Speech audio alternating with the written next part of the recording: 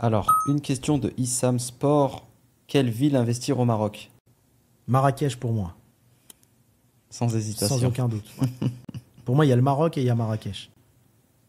Ok, super. Alors, Yacine qui te pose comme question, que penses-tu du business de niche dans la food? Exemple, donuts, madeleine, cake, cookies. Oui, je crois au business de niche comme le donut. En ce moment, il y a une effervescence française là-dessus.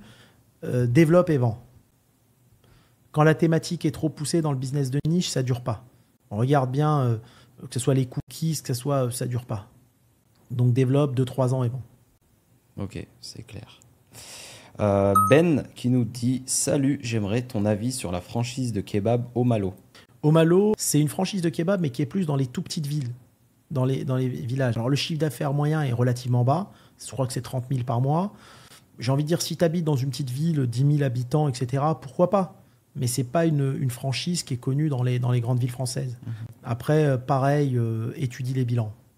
Le franchiseur demande lui ses bilans à lui, franchiseur, et demande des bilans de tous les franchisés. Et tu vas avec un comptable, si tu sais pas lire un bilan, et ça va te coûter 200 euros et tu étudies tout. D'accord. Bah d'ailleurs, il y a pas mal d'autres franchises de kebab à ce niveau-là qui proposent des kebabs un peu haut de gamme. Ça, c'est une question personnelle. T'en penses quoi?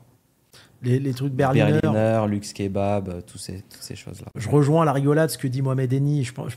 Ça va pas durer. Mais quand je dis ça va pas durer, peut-être à Paris avec des bobos parisiens. Mais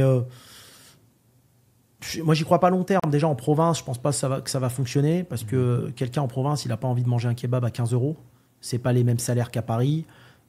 Et après, on est trop dans tous les business. Quand la thématique est trop poussée, ça dure pas. Tu sais, chez McDo, 80% des ventes, c'est le Big Mac. Et en plus, les Français, ils aiment pas trop changer leurs habitudes. Donc, il y a un moment donné, ils vont changer parce que c'est de la nouveauté. Pourquoi pas? Ça va durer, mais de là en faire une chaîne nationale, je sais pas, je pense pas. Je Ok. préfère, moi en plus, je suis un amateur de kebab. Notamment en France, on a des super bons kebabs. Ouais, Alors, carrément. j'étais moi dans le kebab pendant 10 ans. Je kiffais mon poulet. Moi, je prenais le poulet français breton le plus cher. Parce que j'aimais. C'est pas parce que Nabab, c'était à moi, hein, mais j'adore le kebab Nabab en poulet. En kebab poulet. Ouais. Par contre, de temps en temps, je voulais me faire un kebab veau d'Inde. J'allais chez un pote kurde qui s'appelle Mélodie Garcin-Lazare, qui pour moi est très bon. C'est le vrai kebab turc veau d'Inde. Ou alors chez Anamour à Boulogne. Je le dis clairement, hein, quand je veux un kebab avec dedans du veau et de la dinde, j'allais là-bas. La sauce blanche est faite maison, j'aimais bien, tu vois. Ouais, ouais. C'est artisanal, etc.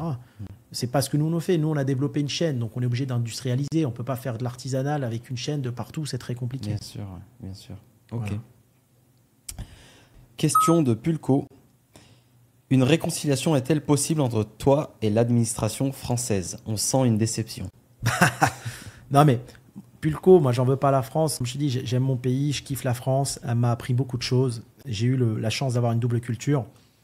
Ce qui m'a beaucoup embêté, c'est cette injustice. Moi, j'aime pas l'injustice. Et tu sais, quand tu as une souffrance comme ça intérieure, clairement, depuis que tu as 20 ans, c'est très dur. Bien sûr que moi, j'ai pas de problème avec l'administration. J'ai payé ce que je devais. J'estime qu'ils m'ont pris beaucoup plus que ce que je devais. Et des fois, l'administration doit se remettre en question. Moi, le seul problème que j'ai avec l'administration française, c'est qu'ils n'ont pas reconnu le taux de perte de la viande kebab. Et je vais t'inviter à faire quelque chose, Pulco, pour te montrer que j'ai raison. Prends un kebab ou va dans un kebab, si tu as un pote qui a un kebab. Regarde l'expérience que tu vas faire. Tu mets une broche de 30 kilos à cuire. Donc toute la journée, et tu vends tes kebabs. Ok? Bah, tu te rendras compte que tu vas mettre 100 grammes par sandwich. Donc il n'y a pas besoin d'être prof de maths. 100 grammes par sandwich. Si j'ai mis 30 kilos, je fais combien de sandwichs? Non, logiquement 300. 300. J'en fais 300. 100 grammes par sandwich, j'en fais 300. Tu vas te rendre compte, Pulco, que tu en fais maximum 150. Donc, il y a 50% de perte de la viande. Comment j'ai compris cette perte? Moi, ils m'ont attaqué le fisc, j'avais 21 ans, j'étais gamin. Moi, pourquoi j'ai cette souffrance, tu veux, Wissem? Mon père a quitté la France pour ça. Parce qu'il me dit, c'est quoi cette injustice que tu subis? Ils te volent alors que t'es gamin, ça a créé des problèmes dans ma famille et autres, si tu veux. D'où cette souffrance. Sinon, j'ai rien à reprocher, moi, à la France. Hein. Tu sais, payer 75% d'impôts, je m'en fous. Ça aide les gens dans le besoin. Mais fais cette expérience. Tu vas comprendre pourquoi ça m'énerve. Ouais. Tu vas te rendre compte que tu fais 150 kebabs. Pourquoi? Quand j'ai visité les usines à kebab, tu as vu quand ils nous vendaient les broches, ils mettaient des glaçons dans la sauce. Parce que les mecs, ils te vendent au poids, remplis de glaçons. Donc la viande, elle fond. En plus de fondre par elle-même, parce que la viande se consume. Dans le bœuf, ça se consume moins. Ça se consume à 20%. Tu fais cuire un steak à la maison, il pèse 100 grammes. À la fin, il pèse 80, 70. Clair. Il perd de son eau. Dans le poulet, il y a encore plus d'eau que dans le bœuf. Fais cette expérience. Ouais. Alors moi, pourquoi j'ai été vexé? Tu fais cette expérience. Tout le monde peut la faire. Il n'y a même pas besoin de ramener des experts. Tout le monde peut la faire. Quand tu dis que tu te retrouves avec 50% de pertes et que l'administration fiscale te dit, M. Benotman, nous, on estime qu'il y a maximum 10%. Mais faites des essais, d'où vous estimez comme ça, sans connaître les chiffres, ce n'est pas votre métier. Et qui te disent, les autres 40%, on estime que vous avez volé l'argent. Donc, vous avez un redressement d'1 million d'euros, parce qu'ils vont te mettre 300 000 sur 3 ans. Ouais. Ça fait 1 million. Et comme tu as 18 restaurants en filiale à ce moment-là, on te met 18 millions. Ouais, comment j'appelle ça, moi, des menottes financières? On te met, Pulco, des menottes financières pour que tu ne puisses plus développer ton business. Tu comprends? Et c'est cette injustice que j'ai mal vécue. Donc, si l'administration se remet en question, même 20 ans après, ils me disent, voilà, en fait, on ne connaissait pas le métier kebab, on a analysé, et en fait, M. Benotman, on va vous rendre cet argent, parce qu'en fait, compte, c'est vrai, la perte, elle monte à 50%. Bien sûr que je me réconcilie. Je me réconcilie avec la justice, pas avec l'injustice. Ok, c'est clair. Tout simplement. Ouais, c'est clair. Ok. Et faites attention à ça, d'ailleurs, aux entrepreneurs.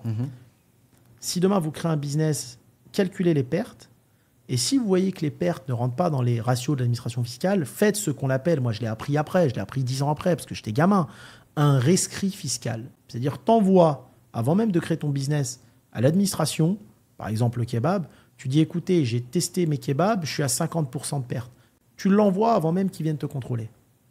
Mais ça, moi, je ne le savais pas à 21 ans. Ouais. Je ne le savais ni moi, ni mon comptable, ni ceci. Je l'ai su quand j'ai vu 40 avocats. Il y en a un qui me parlait de ça, rescrit fiscal. Je ne sais même pas ce que c'était.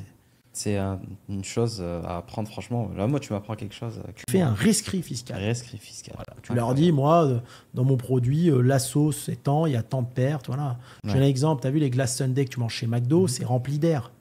Donc, il y a beaucoup de pertes. Ils font des rescrits fiscaux à l'administration en expliquant.